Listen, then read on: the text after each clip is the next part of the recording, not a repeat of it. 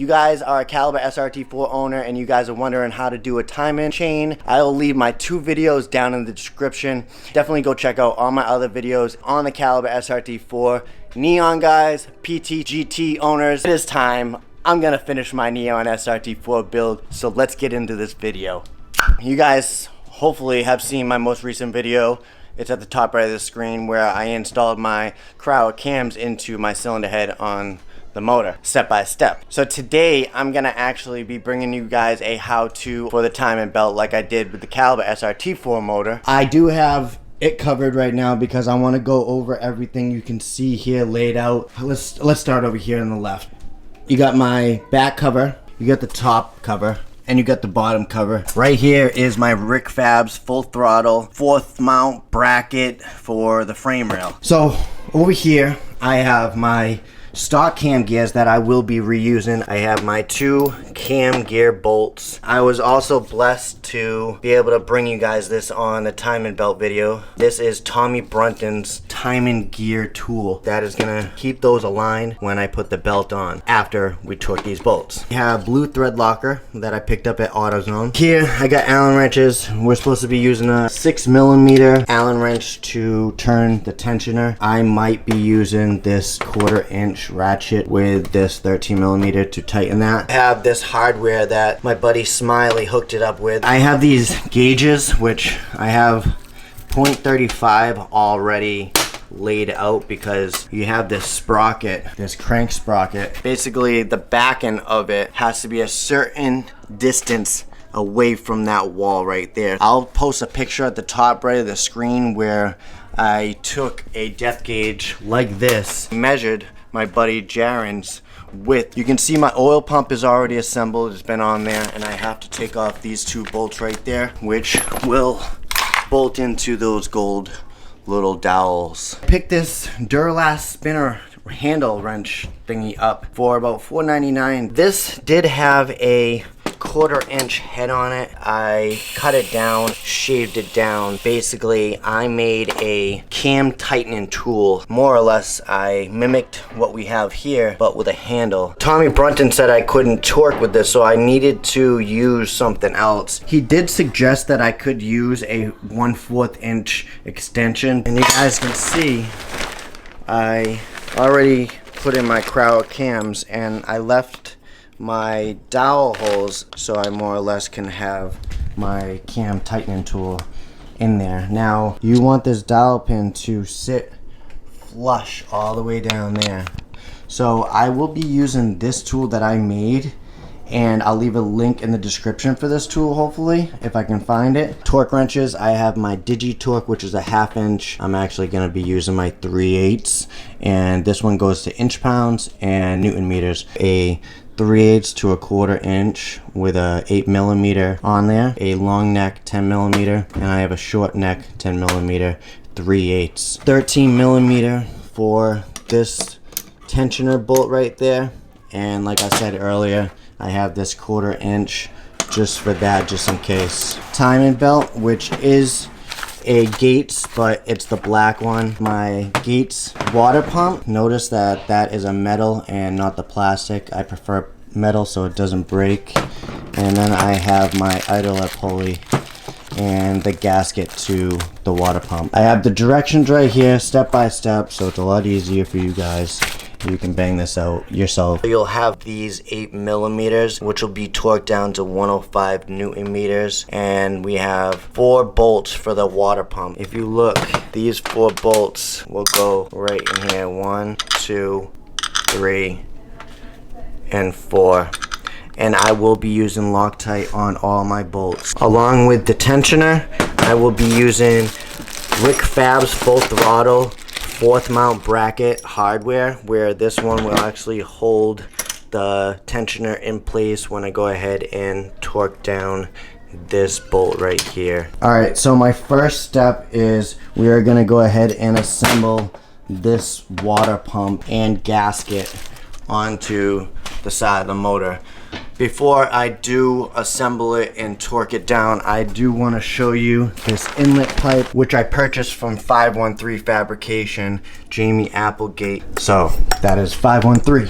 I did not show you guys how to install the water pump. It is really easy. The week before, I actually cleaned up the water pump housing with a razor blade, and then I also took a copper wire brush wheeled to my Dremel. Actually just went ahead and cleaned it up because when you go ahead and install your 513 fabrication inlet pipe or your stock inlet pipe, it's a lot easier to slip that O-ring that goes over the inlet pipe into the water pump housing on the block itself. The installation, align timing belt tensioner assembly to engine. All right, now that I got some Loctite on my 15mm tensioner bolt, and install lower mountain bolt, but do not tighten. Figure 144 right there. Don't tighten this bolt to properly align tensioner assembly to engine. Temporarily install one of the engine bracket mountain bolts, M10. Use this bolt right there that holds the fourth bracket in. 5 to 7 turns into the tensioner assembly. Screw that in, and then you have your 15mm bolt, M8. That's gonna go into this hole right here on the left. Screw it in by hand and snug it up. Torque the tensioner lower mountain bolt to 61 Newton meters or 45 foot-pounds. There is your tensioner. It is now bolted up. Remove the upper bolt used to tensioner alignment. You can now go ahead and take this out. Always double check to see if it goes back in, because if it doesn't, then you're gonna have an issue when you go ahead and put the bracket back on. Then you'll have to disassemble your timing. Install timing belt cover, and there we go. We're gonna have these M6 bolts. This little tray, a little bit of Loctite in there because you're gonna use a lot. We're gonna thread lock these bad Larrys up, insert them. You can notice that these bolts actually have a neck on them. So just like they have number 1, 2, 3, 4. So there's 4 number 1s. Number 1 is M6 bolts, 12 Newton meters or 105 inch-pounds. This is where I'll be using the 3/8 to a 1/4 inch to a 8mm. We're gonna go ahead and torque. Alright, now that I have my back cover torqued down to 105 inch-pounds, we can move over to these M8 bolts. There is 2 number 2s, M8 bolts, 28 Newton meters, 250 inch-pounds. Those are going to go in here, that go into the side of the oil pump. Alright, now that we have thread locker on here, we can go ahead and insert it into these 2 holes and snug them down using this 13mm. Once those are snug, you can change over to the 3/8 torque wrench, put it to 250 inch-pounds. If you guys like this torque wrench, I'll leave it in the description below. Lock it, rotate it, torque. And there we go, we have our back cover on. We're gonna install this pulley right here in this little bag. What I wanna do is take some blue thread locker, put it right on the threads, screw that in, as easy as that. So it looks like this bolt right here on the pulley is a 15mm. Go ahead and snug it up, 250 inch-pounds.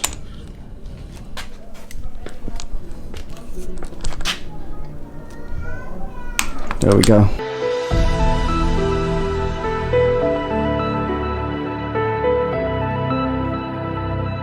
Install crankshaft sprocket using special tool. Caution: the crankshaft sprocket is set to a predetermined depth from the factory for correct timing belt tracking. If removed, use a special tool. 6792 is required to set the sprocket to original installation depth. An incorrect installed sprocket will result in timing, belt, and engine damage. What I'm going to be using is this 32mm socket that I have for axle nuts that sits perfectly over that and right over that perfectly. Beginning of my video where I was going over these gauges, I have this .035, which is 0.88 millimeters.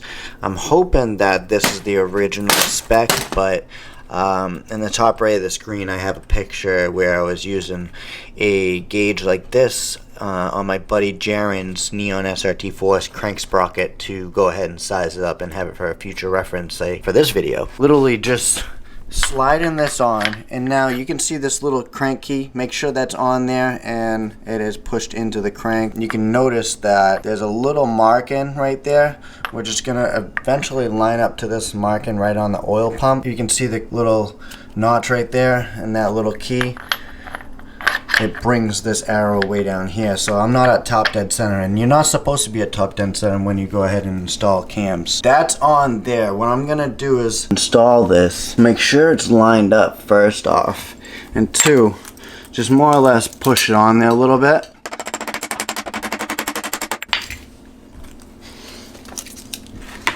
Gonna have to switch it up. Now you can see I left a good amount of space in between there, because that's where I'm gonna take this .35. So you can see what I'm doing. Just gonna lay it in there.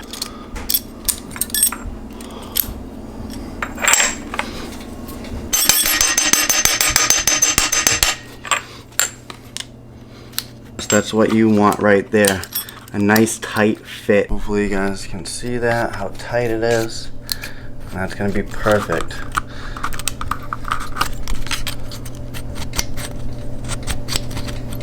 We can take our intake and exhaust cam right there, and this one. And use a rubber hammer, lightly tap it on there. There we go. Okay, now you can grab your 2 cam gear bolts, grab your blue thread locker, go ahead and put some on there. Go ahead and insert, snug them down, exhaust. Those are nice and snug, and now we can go ahead and grab this tool that I mocked up yesterday. Caution, do not use an impact wrench to tighten camshaft sprocket bolts. Damage to camshaft to sprocket location dowel pin may occur. Hold sprockets with special tool 6847 while tightening center bolt to 115 Newton meters or 85 foot-pounds. Figure 134.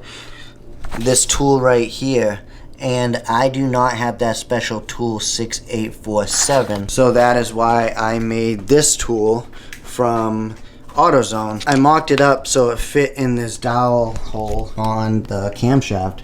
You have one for the intake and one for the exhaust. To go ahead and tighten these, you can either use an 18mm or use what I'm going to be using is 11/16 Craftsman half-inch drive, because I'll be using my half-inch drive Craftsman Digitorque, and it is digital. It goes to foot-pounds, inch-pounds, and Newton meters, but it goes to a certain point. But I want to get mine to foot-pounds and put it up to 85 right there. And now all I have to do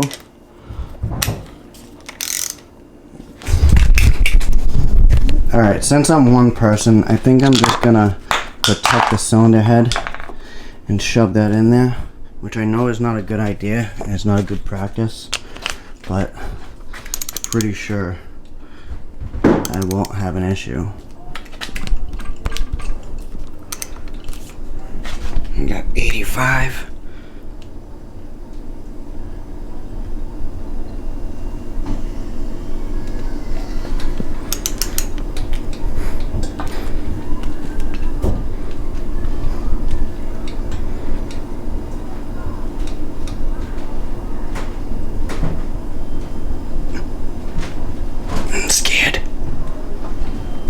There we go. Alright, that was scary. That was really scary, you guys. But I'm confident in most things I do. So put it right back to 85. That's how I push, you guys, right at the distal end. There we go. Double checked. Take off my 11/16 half-inch drive torque wrench. Go ahead and lift that out. And now this one is gonna have to be protected just like this. I'm gonna rotate it towards the front of the motor. Make sure that dowel is in there, all right, you guys? To ensure, just grab your rubber hammer, okay? Grab your Digitorque, 85 foot-pounds. Go ahead and Snug it up. All right.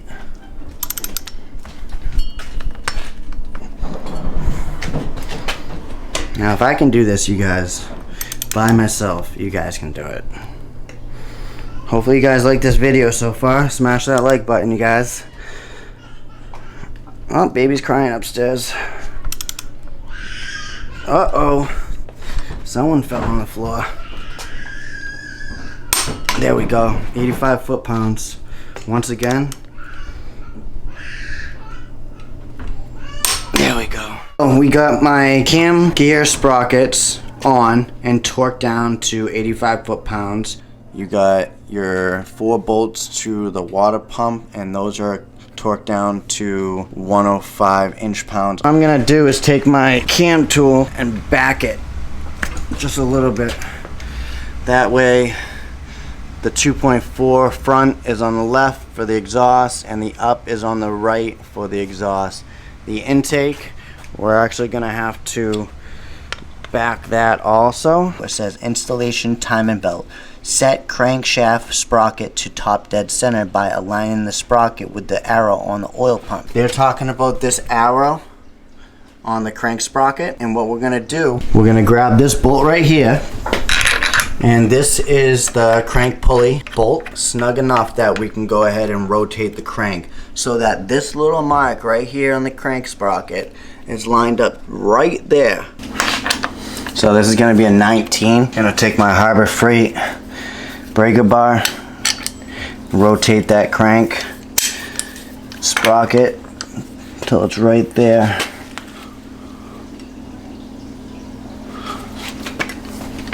I do want to point this out to you guys. This arrow right here should be facing towards the left side of that rib. So even there, right?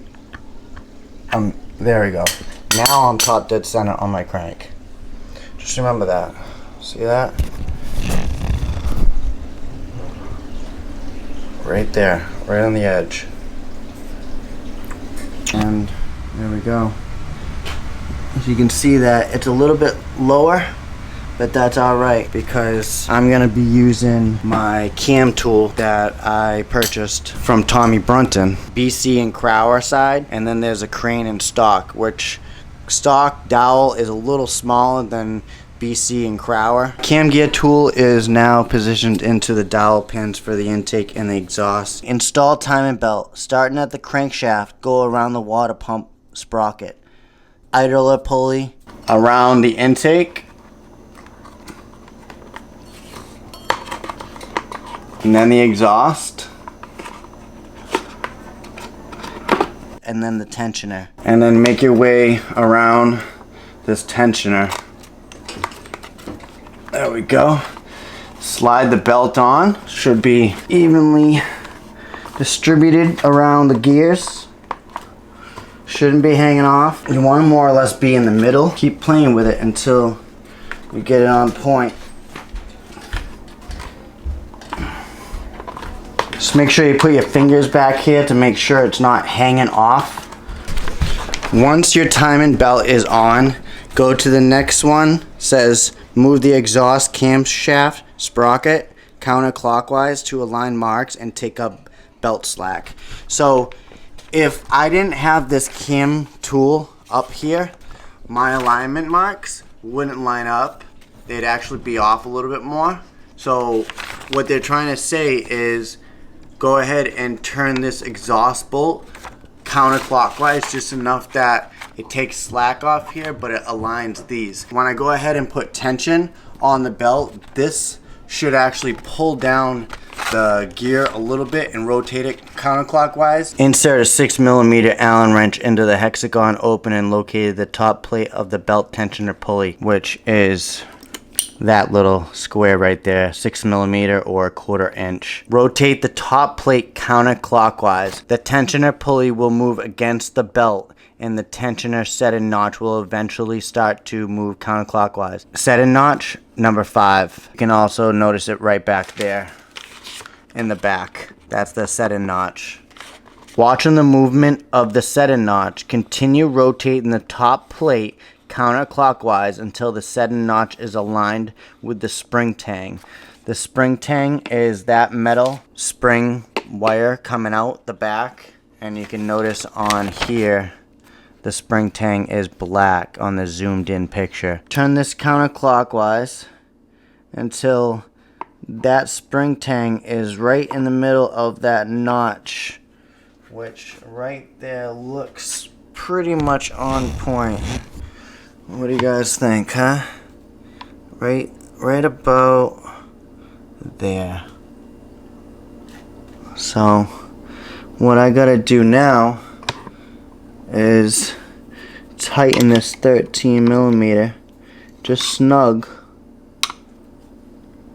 And it will move on you guys. Once it's in there, go ahead and put tension back on there, just enough that it doesn't move. 13 millimeter, tighten, and hope it doesn't move. Using the Allen wrench or 1/4 inch to prevent the top plate from moving, torque the tensioner bolt to 25 Newton meters, 220 inch-pounds. So I got a 13 millimeter that's gonna go right on that tensioner bolt. A couple more spins, and there we go, 220. Go ahead and lock that in place, ratchet it a few times, and what you're going to be looking for is that notch doesn't move from that spring. So just go ahead and torque it down to 220.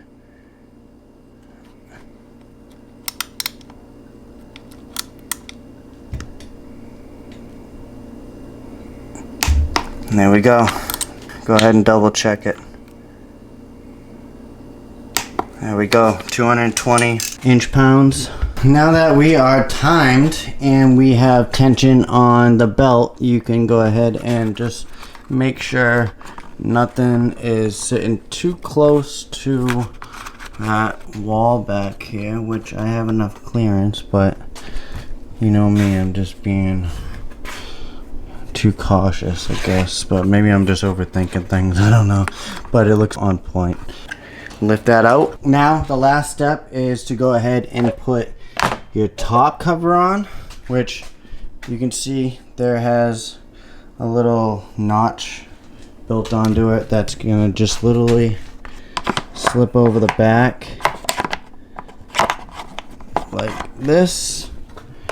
I'm just gonna sit like that, and then we have 1, 2, 3, 4, 5, 6, 7 of these screws that hold on the top and bottom cover. And screw that in just by hand, top, middle, and then one here on the bottom. If you just more or less watch this backwards, it'll be really easy for you to disassemble it if you have it out of the engine bay. But if you have it in the engine bay, you're gonna have some issues along the way.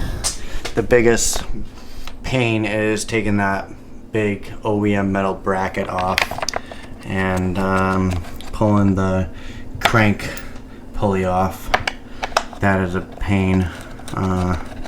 Like the big balancer pulley, this thing right here isn't that much of a pain in the ass, but it's this one that is the big pain. You gotta use the bolts from the coil pack on top of the valve cover to actually extract them with a steering wheel puller, I believe. If it's not a steering wheel puller, I'll link whatever it is in the description below, because it is late and I am getting sloppy. Gonna go ahead and tighten these things down. To end this video, I'm actually gonna slap on Rick Fabz full throttle engine bracket right here. The thing's beast. I just want to see what it looks like on the engine. And there we go. You guys, I am impressed with myself. I really am. Step by step and bringing it to you guys here on YouTube. This is going to bolt up just like that. Alright, you can go ahead and take the hardware. One's going to go here, 2 and 3. And this bracket bolt is the one that actually goes through the 4th mount, frame rail mount. And yes, unfortunately I have the DCI one, but it is what it is. I'm just gonna go ahead and thread this in by hand. Just tighten them up. Nothing crazy, because I still gotta go ahead and put Loctite on them. Well, it is 10:13 p.m. Sunday night, and I just completed it. I'm done. I'm hoping you guys like this video. Obviously, hit that like button, and if it helped you in any sort of way, leave a comment down below and let me know how it helped you out. It is coming along. I have my 513 inlet pipe already on, Crower stage 1s, and if you guys are interested in this also, that's in the description. Hit up Rick Fabz. He'll be able to hook you up with one of these. I'm finally done, you guys. I had anxiety today. I'm just thinking about it. There it is. Ooh. Ooh. Love it. So until next time, guys, be easy and stay tuned, and definitely think about subscribing. Peace!